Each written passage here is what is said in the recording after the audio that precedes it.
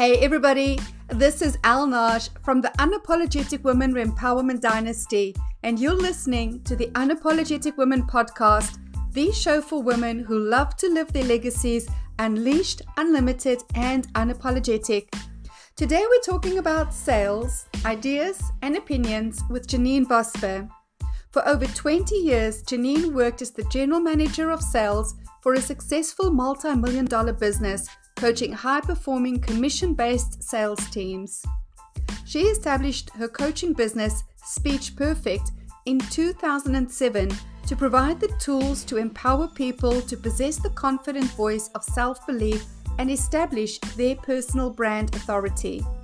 Keynote speaker, host of the We Are Women podcast, and author of 2 books, Janeen's coaching includes online training programs, private coaching, and group seminars.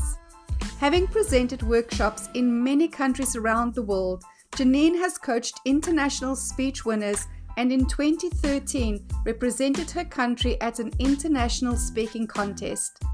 From Alaska to Japan, New Zealand to Hawaii, and around Australia, audiences have described Janeen as brilliant, powerful, and informative. Thanks so much for joining us. This is Janeen Vosper. So first of all, Janeen, I want to say thank you for coming onto this podcast after having me on your podcast, and for being such an inspiration and a teacher, and just allowing women like myself to see women like you in action and kind of go, well, where do I get to raise the game for myself even higher? And I'm not even sure if you realize that impact and influence that you have. But I wanted to acknowledge that and say that's wonderful words. Thank you very much for sharing that, Elle. I really do appreciate your feedback on that. Absolutely. So let's delve in, and this is just a conversation as always. And where I like to start is, because this is the Unapologetic Woman podcast, what does it mean to you when you think of what is an unapologetic woman? It's really interesting. I'm listening to a book at the moment on speaking. I'm a speaker trainer. Mm-hmm. And as we do, anyone in any business, you listen to other people who do things well in your industry, and we all learn from each other. And she's talking about how many times people miss out on that opportunity to stand up and speak. And it's something that's really passionate for me. We don't need to be aggressive or abusive, but we do need to be unapologetic if we have an opinion, an idea, something that we know is of value, or even if we don't think it may be of value, that we have permission to add that to the commentary. And having the confidence to do that is so important for women, to be able to step up and stand out and say, I'm not apologizing for having an opinion, an idea, and I've got something of value to offer. I love that. And for me, it comes down to this whole, it's an appreciation of diversity that I'm finding a lot of people have become intolerant to, in that we don't all have to think the same. So often we hear the like-minded people, and I'm really moving away from like-minded people. I want open-minded people who are like-hearted instead. Oh, I like that. Yeah, I definitely like the way you describe that. And you mentioned this level of intolerance, and I think over the last few years, I think when 2020 hit, people became more tolerant, more caring, more observant. And then we shifted into 21, 22, and it switched. It flipped totally. And I saw this level of intolerance. And if you don't think the way I think, then you're wrong. And it just was, but it wasn't just, okay, just say it.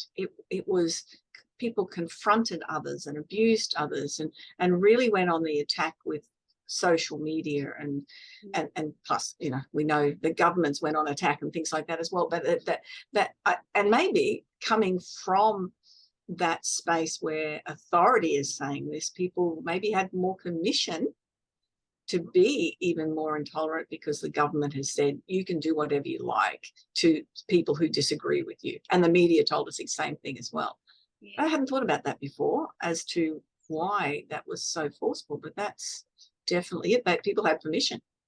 That's so powerful. And the thing is, when we start that whole like-minded and camping people and giving them permission to be dicks because somebody thinks differently, that's not actually conducive to us having these really powerful conversations where we don't have to agree. We can agree to disagree, and everybody's opinion gets to be respected as their opinion, their view, because it adds value to somebody. It adds value to the conversation when we start saying what we are really thinking, instead of, and I talk about this whole marketing thing of, people have to know, like, and trust us. I don't agree with that saying, especially not for my industry, because I think a lot of the times part of my role is, allowing people to be triggered by my words and allowing people to disagree with me, because I don't want people to necessarily like me, because then I think I have to say things that they expect me to say or that makes them feel good. I want people to love me because of the expansiveness of the conversation that we are having. And when I listen to what you are saying in being unapologetic with sharing our ideas and sharing our opinions again, that is so powerful for women when they start giving themselves permission and then others permission to have a different opinion. And it doesn't put us against each other. Would you agree with that? I do mostly, but part that jumped out at me was that if you are unapologetic and you have an opinion, you then give permission for other people to have an opinion if it's in the right space where they feel that they're safe to do so. And it's creating that space. That's the other part I wanted to add in. It's creating that safe space where people can do that. And I, with me, with all of my knowledge and my confidence, last year I was on holidays with some friends. I knew had quite different ideas and beliefs that I had, and they were in a very different space in their lives. So while we were away on holidays for about 5 days with them, I pulled back. Now, another friend commented and said, "Oh, you look like you're very sad and you're really not enjoying the holiday." And I recognized that was because I'd pulled back. And sometimes you do that to make other people feel comfortable. You don't need to be in a situation where you're always challenging things. But I didn't give myself permission to do that. I had instead instructed myself to not make waves, really, was probably and it was never my intentions to make waves, but I just couldn't be me. And it was really interesting as to how it made me feel. And I felt closed in. I felt that definitely wasn't being heard. And yeah, so we all do it. I put my hands up for it, but it's recognizing then, as I did then, going, this is not me. I can't do this. So what I needed to do is to be around people I could do it with, is what I'm saying, in that safe spot where I didn't need to be around these people anymore. I need to be around people where that I could be, be able to be me and not feel that I would be attacked or it wouldn't be safe. And I'm wondering, and of course I'm just kind of going into the ideas here, and what, because this is fascinating for me as I'm listening you talk. Is that not us still being unapologetically ourselves, in that we choose where we express what? I, for instance, I'm fully with you. Majority of my views are so foreign to majority of people. And what I've learned is to speak to people who will actually be in a position to receive what I say. Whether they agree with me or not is irrelevant. It's their receptivity to what I'm saying or not. Because when I speak my normal, crazy, vivacious self in all areas, majority of people just have this blank look. They don't actually understand what I'm saying. It kind of goes part with what we are continuously told to dumb our language down so that people, I agree with that.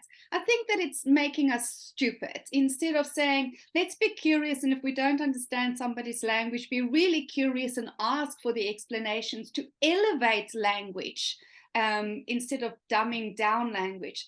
But I still feel it's us still being unapologetically ourselves, and that we choose where to share our most audacious selves and where we choose to not share that, but turn inwards and just be within that space. Yes, making choices. A lot of people don't realize they have choices, and to have in choices in everything. Choice when you wake up in the morning. Am I going to be in a good mood today? Well, that's much better choice than being in a bad mood. So yes, that's a choice. Am I going to exercise today? It's a choice. And we're constantly making all these choices, usually without an awareness to them, other than the exercise. Maybe you really have to think about that one at 5 o'clock in the morning. I walked just on that. I walked this morning with 3 other people at 6 o'clock. We did 5Ks, and the 3 of us were all of the same mindset. We really had to challenge ourselves this morning and choose to go, but then the 3 of us turned up. By 7:15 we were finished our walk, and we were done, and it was great. We finished for the day. But it's these choices on everything, and choice to how you want to be in a situation and how you don't be in it. When I was a general manager of a multi-million-dollar company, and we used to deal with the big boys at the top end of town. But how I would show up there was different than when I'd go onto the construction sites, how I would show up there. And that's part of, and no apologies for either. It was just making the choice of to fit in to the job site. Well, then I have my boots and my hat, and I'm not dressed in a little short skirt. And although the guys on site did like that when I was a bit younger. One of the people I walked this morning just made me think about that. His comment, he was watching a show last night where they were talking about how many homeless women there will be, and there are, and they're coming up. And this philanthropist was providing accommodation, doing things. But when he arrived to help donate, he turned up with his BMW and his flash suit and jewelry, and it just was not the way to do that. So that just, he didn't think about what he was doing. And I think that's an important factor to be able to, how do we move in situations where we can still be ourselves, still project what we want to project, but make the other people around us feel comfortable as well. And we've got to be aware of that. Absolutely. And for me, it's that playfulness. It's that playing in life. And you know that my energy is very much about how do we stay almost childlike in this life experience. It's just a game that we get to play. And part of that game is how we dress up and how we show up and who we play with and I wouldn't go ride my bicycle in a dress and high heels. No. Or with makeup on for that matter, because I know that by the end of the ride, I would look hideous. And in the same fashion, I wouldn't exactly come and work in my cycling clothes because A, it wouldn't be very comfortable, but B, it impacts my energy, whatever it is that I'm wearing. And for me, what you're talking about is exactly that. It's kind of like, look at what is the playing field that you're entering next, and how will you best play on that field? And engage best with the players on that field. And in that's being unapologetic as well again. And talking about the fields that we play on, because I know that you have a background where you went into the sales team and you went from brand spanking new to managing these boys in a very short period of time. You talk sometimes about how you enjoyed the competition of that. And competition has become one of those no words again, especially in the spiritual world. Oh, we mustn't be competitive. Freaking love competition. I think it's the best thing since sliced bread. Me And too. my dad on top of it. Let's go there. Do you want to tell us a little bit more about that experience and why we both love competition? Oh, absolutely. I had someone challenge me recently and they said, oh, you're just too competitive. And they've known me for 30 years. And I sort of said, have you not met me? Really? They were being quite negative. And whereas I mentioned that to another friend after this person challenged it, and they said, that's what I love about you, is that competitiveness. I don't have to beat anybody, but I like to win. Oh, different space. let's talk about that. What is the difference? So if somebody's going there, oh, well, somebody has to lose in order for you to win. Let's speak into that. I suppose where my competitive nature comes out the most and the most determined is if I'm playing cards. So I like to play 500 and different versions of canasta and different other games. And it's the challenge. I don't like games where it's 100% just luck of the cards. I like things that make me think. And so the win is based on skill. So if I've got the skill to, and the luck of the cards also as well, importantly, but if I've got the skill to use those cards in the best way to win, then it's not at the state of someone else losing. It's about me doing the best I can to achieve the best result for me. And if they've got the skills and the cards to do it, well, then good on them. The only person that I have a tantrum with is my husband when we're going away camping and there's one game the two of us play and he hogs all the cards all the time and he wins every time. So then I have a little tantrum. But that's it. That's the only time I've ever been known to do that. Was that the definition good for you? And here's what I want to interject into the conversation. I only compete with people that I love and respect. Oh, okay. Hadn't thought about that. I only compete with people I love and respect. If I don't respect you, then there's no point in me competing with you, because the competition is about me bringing my best in a playful manner against your best, and it's about what's today. And I really learned that in competitive endurance sports, because everybody trains. Nobody goes and does an Ironman without training. But what happens on the day is what determines your results, your outcome. And you are competing with the other competitors, but it's about doing your personal best. And yes, you wouldn't go and compete with other people on a field that has never trained, or you compete with the people that you love and respect. And when you get to the finish line, you shake everybody's hands and everybody is on the same page. I find the same in business. I always have. I compete with people I love and respect because it's like, damn, Janeen is really good in this. Cool. I want to compete with you in this, because I'm pitting myself against my impression of your ability and your best version self. And if I win on the day, freaking amazing. And then I go back to the drawing board and go, and how do I do this even better? Because I know once I've won, you're going to bring your game to the next level. And it's a very uplifting way of life. It's not a suppressive way of life, the way that it's being given to us in society. Yeah, it's making me think quite differently. Because all the sports that I've played, they have usually either been a team sport or I play golf. So that's a very individual sport. I'm not competing against anyone. I'm just doing my personal best, yes, which is what you're doing in those other. So I don't have that same sense of competing against someone else. So I am very competitive, but for me, I don't have that sense I'm competing against someone else. And that's one of the things when I talk about with sales training with businesses is just look at doing your best. It's good to know what others are doing, I can't compete with Tony Robbins in the amount of numbers that he gets into his courses and things like that. Do I want to? Not really. Do I want to learn how he does things? Certainly makes sense to pay attention to that. I love that.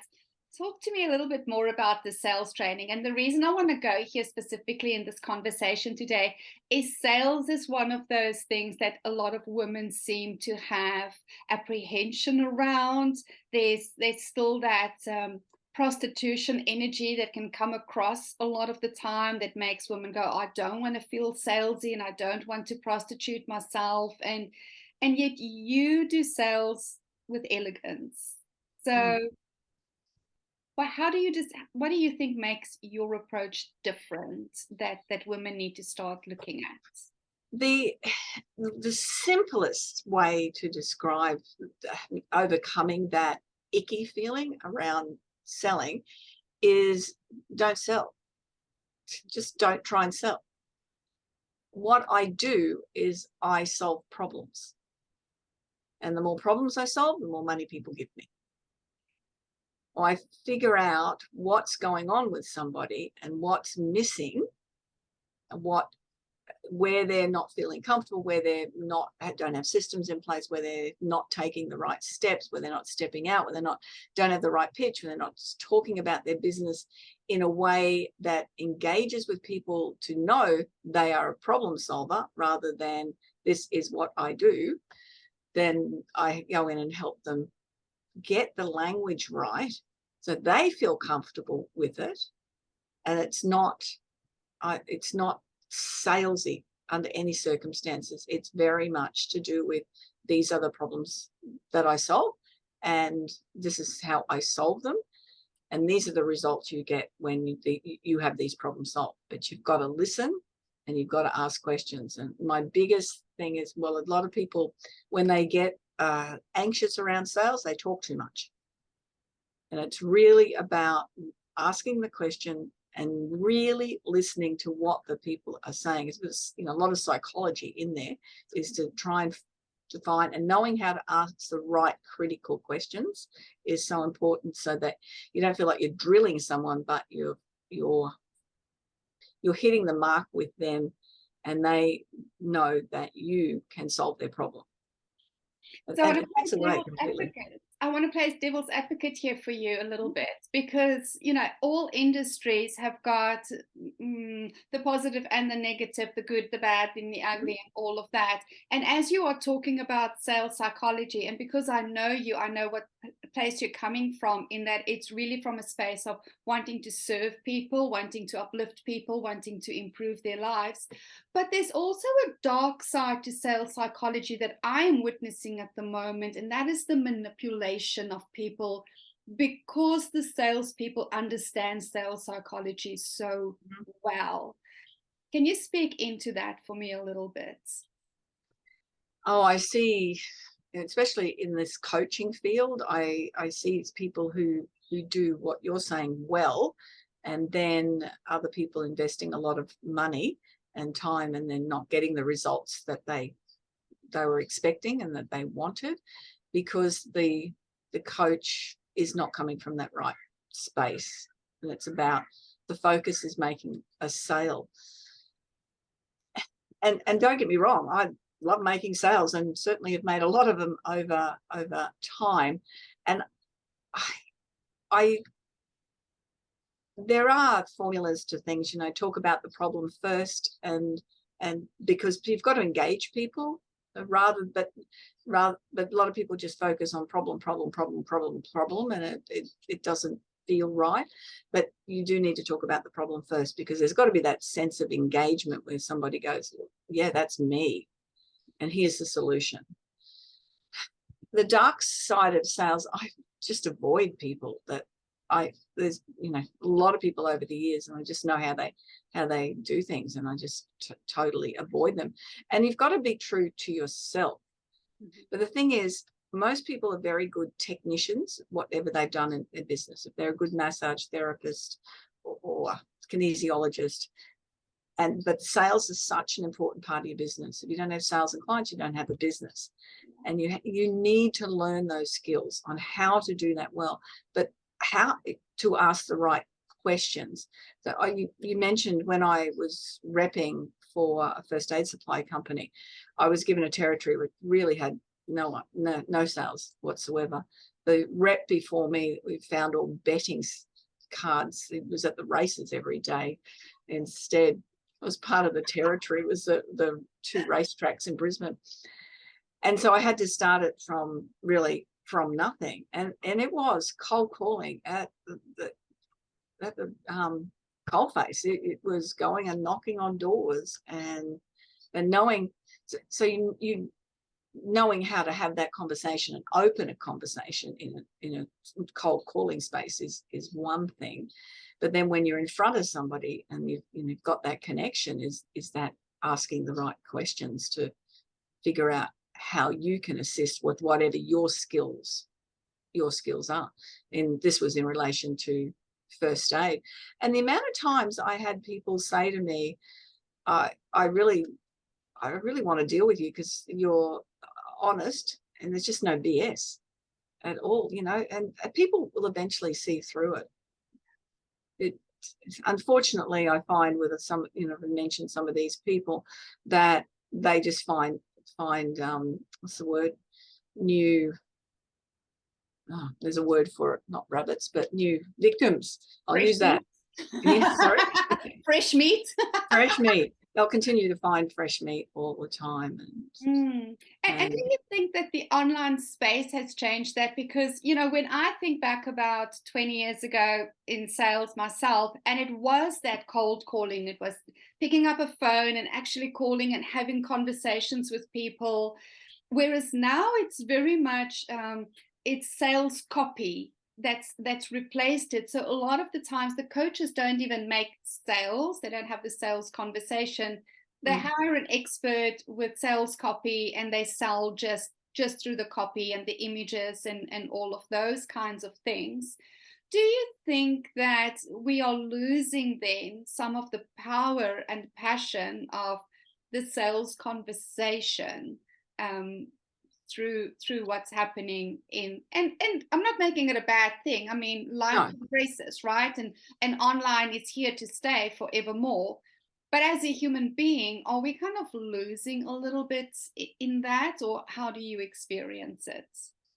I agree, but I do think, as you said, it definitely has a place. I believe a lot of the reason that people take the online approach to it is because they just feel so damn uncomfortable with sales. Wow. Yeah. They okay, it's much easier if I can send an email rather than make a phone call. Now there was just before in December, I have a set number of phone calls I make each week, and whatever that looks like to growing business or speaking opportunities or following up.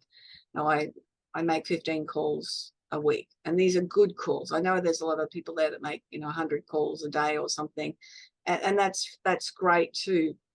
And that becomes a numbers game, whereas I prefer to have quality calls and spend time with them, again asking questions and moving people into the space that I can help them.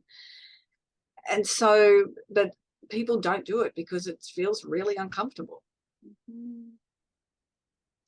I think that's the main reason that people might send an email. But an email is not a bad way to do a cold call, but then to follow up with a phone call for a warm call. Yeah. I actually recommend to do that. We can't replace that human contact element for me personally. And I have a look at a lot of the younger generation, my kids' generation and younger. They are becoming more and more resistant to human contact. Almost even more so after the lockdowns and stuff, where so many of us were completely put into isolation overnight, and it was a shock to the system in many ways. And I find that people are almost still trying to get back to trusting first of all, to have that contact, trusting to have the deep conversations, trusting to connect human to human.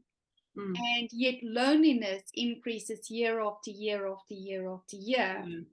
Isn't it ironic how so many of the things that is making life easier is also making people lonelier, less confident, more insecure, and more in hiding? It's like almost segregating us more and more when we could use all this beautiful technology to bring us together more and more.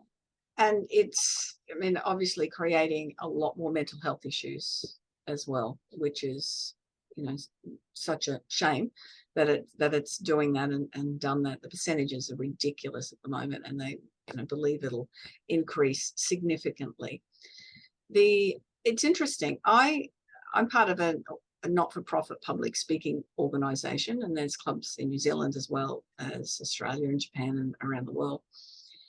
And they got somebody in from marketing who was from an area that was in lockdown for a couple of years. And her feedback was that people don't want to meet face-to-face anymore. So what I did we've got 7 meetup sites with all of the different groups, and I manage them. I put in some extra questions, and one of the extra questions was, do you prefer, because we have cyber meetings as well, do you prefer meeting in person or online? And a couple of people have said both. Everyone else has said in person. Every other person. So it really was heartening for me, because that's what I prefer to do. And I know my February, I've already booked half a dozen networking meetings and places where I haven't gone before, and I just turn up. I turn up to the opening of an envelope though, so that's me. You know, it's just part of what I do. Well, and it's interesting because I live in a very rural area, so all of my meetings are conducted online because I work with a global audience, and yet I'm a hugger. I love hugging people. And so for me, it was such an adjustment, even moving here and having to do my business online. And I'm so far away from events, it's not like I can go. And I think if I had to go to an event now, I would probably hug 200 people and they would all think you get your fix. I know. I didn't follow the rules over the last couple of years because I shake hands and hug. Unfortunately, haven't been sick, so that's worked well for me. You know, I'm from Queensland, and we started in-person online events from we locked down in March, April, from May, June into 2020. We weren't, other than, you know, a few spasmodic times after that. So I've been out there in that world ever since. And yes, I you know, don't tell anybody, but I have been hugging and shaking hands, and if anyone gave me one of those stupid wing things to do, I would just walk away. What I did for a little while for people who weren't comfortable was the prayer and be able to nod my head at the people who weren't comfortable with shaking hands. And it was funny, the first meeting I had back after lockdown, so we're talking April, May, and I met a client, and the first thing we both did was reached a hand out to shake, and then we looked at each other and got, oh, I don't think we're supposed to do that anymore. But it was so automatic. We need this connection with people. We absolutely need it. And I feel for you not being able to. Well, we need human touch, right? I mean, we all know that horrible experiment that they did with the babies, where, you know, the babies literally died from lack of human touch.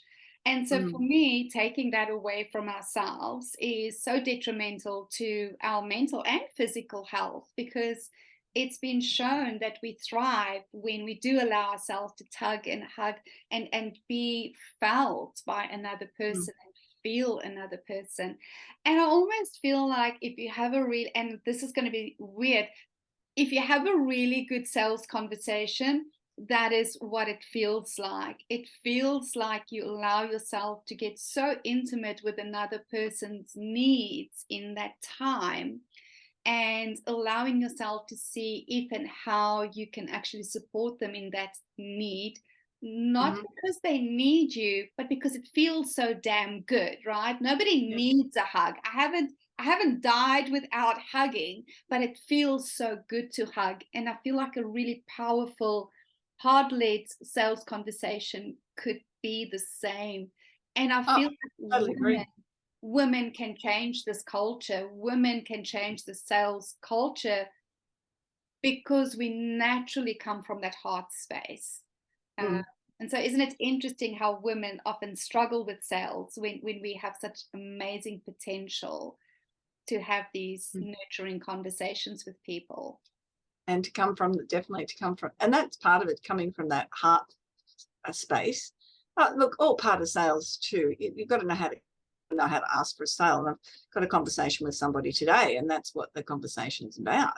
You know, don't leave people hanging. You've solved their problems, just then ask for the sale. It's ask for their business. You mentioning this, when I was GM sales, I'd get, the queries would come through, they get put through to me, and then I would have a conversation, and I would finish the conversation. I'd go out into the admin staff, and I've got a new bestest friend, and I would do that every time, because that exactly what you're talking about. That's what it felt like. And it's building those relationships. And some of those people, were high profile executives, and it ended up being a $300,000 account. But it's still feeling like that. It was just, it's the way I dealt with it and the way I felt about it. And I know those people felt the same, because we continued doing business for a very long time with those businesses. So, yeah. I don't think I've ever worked with somebody who's not a friend, even to this day. And for me, it's one of the reasons I started, the Unapologetic Women's Initiative, because I wanted to, my business is all about friendship, really. I friend work, I don't network. And even back in the days when I was selling canopies and tow bars. What was that? I sold canopies and tow bars on cars. Right. Okay. Yeah. Yes. Sorry what you said. And I did extraordinarily well, even though I had no inclination or idea about short wheelbase and long wheelbase cars and any of those. But I would walk into every one of my dealerships, car dealerships, and just make friends and have conversations. And some of the sales guys' wives would cook me meals, because I was single at the time. And they just loved their improved relationships with their husbands, because they had this woman talking to them about buying them flowers on the way to home and things like that. And that's always been my thing, was I really don't care about any of the other things. It's like I have a potential friendship every time I meet somebody. And the beauty of that is, like, even this morning, I got on a call with a lady I worked with 3 years ago. And she's like, I have to tell you everything that's happened in the last 3 years. Wow. And I was like, this is amazing. I don't ever want to work with people and then never hear from them again, because they're in my heart. It's like, once I meet you, you're in my heart forever. And I feel like business is literally just friends supporting each other with their unique gifts in uplifting of society as a whole. And that's such an important point. And I work with quite a few different groups with joint ventures. And that's a great way to be able to connect and offer more to your market. So I'm working with a stylist and a photographer, and we've got a retreat running in May in Airlie Beach. And so that's about women being able to feel that they look good, know that they look good, and then be able to speak up about what they want to speak. It's very much what we started talking about today. So that's one joint venture. I have another joint venture with some ladies who, one's a graphic artist, one is accessibility, teaching you how to have accessibility online, and the other one's web design. So we talk about online ideas and apps, and we get together and have little short 10-15 minute video that we give training, and we're called the Morning Tea Marketing Misses. And it just, so there's joint ventures. When COVID first hit, I got with a group of people who are so skilled in their different fields, and we were able to offer a whole lot of free training up through those, few months when everything was locked down. It was a business development group.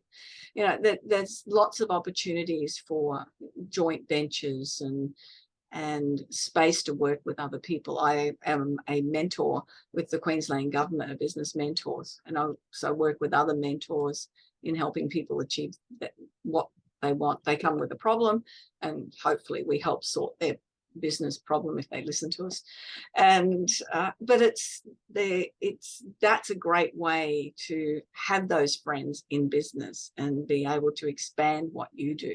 And it's something I really encourage people to do, is because and that's one of the reasons I run the mastermind group, is because it gets tough doing it all yourself. And it's the same for the things that you do. We need that support somewhere. And it's more fun.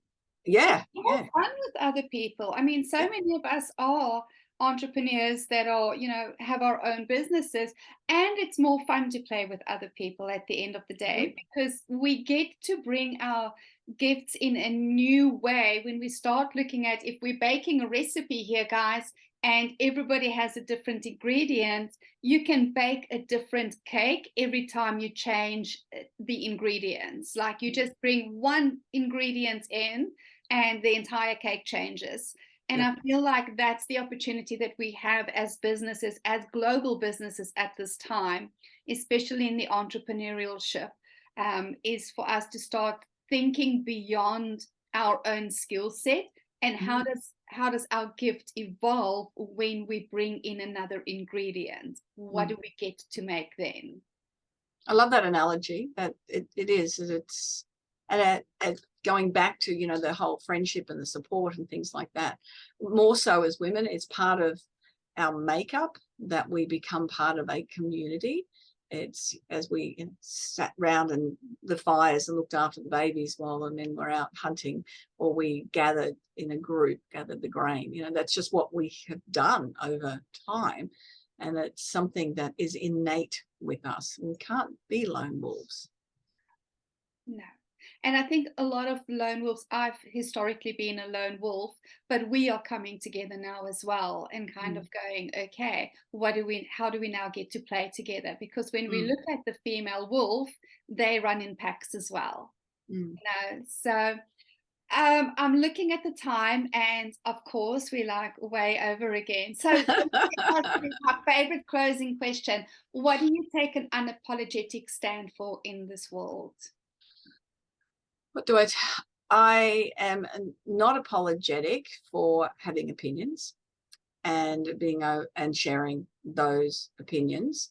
I know some of my opinions aren't mainstream, and I've been challenged on that. I remember I posted something up that wasn't quite a mainstream comment about a couple of years ago, and friends said, "Oh, if you keep doing that, you're going to lose business." And someone said, "Oh, they won't deal with me because of that, the stand I took."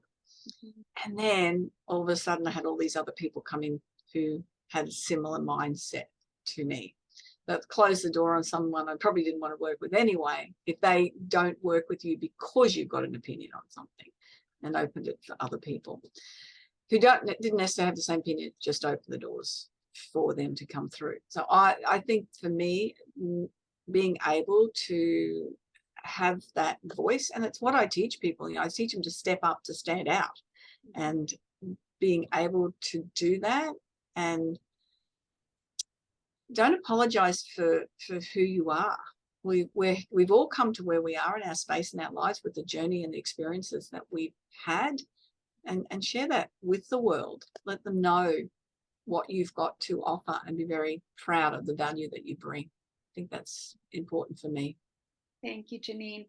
What is the best place for people to connect you with? Oh, I'm everywhere. It's probably the best place is on LinkedIn, and you'll find Janeen Vosper, personal branding specialist. If you go looking there, my website is janeenvosper.com. And just for those that are listening and not looking at the video as well, Janeen is spelled Janeen, which you'll probably have in your course notes anyway. And the website, I have got 140 something podcasts that you can listen to. I've got hundreds of blogs that you can read.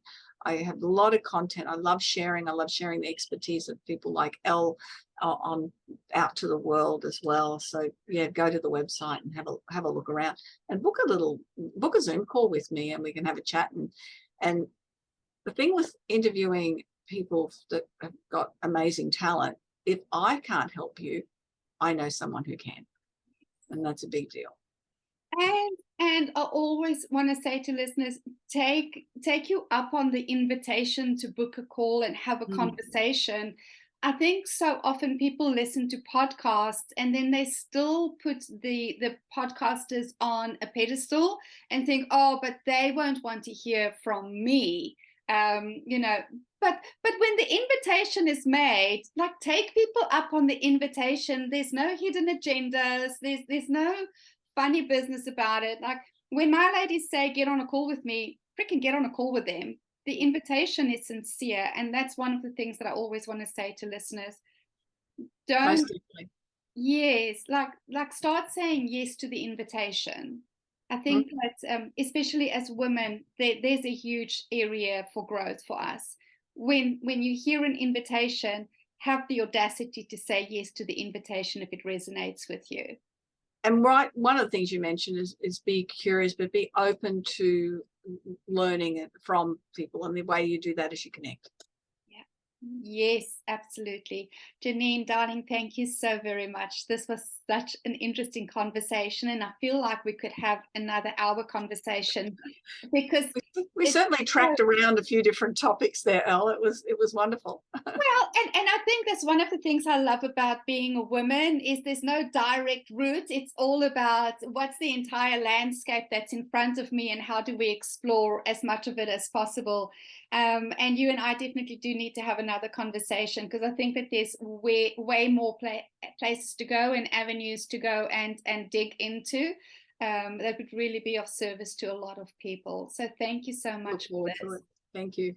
And to all our listeners, thank you so much for your time invested in us. Honestly, connect with Janeen. She is one of the most phenomenal people in sales that I have come across, and I don't say that lightly.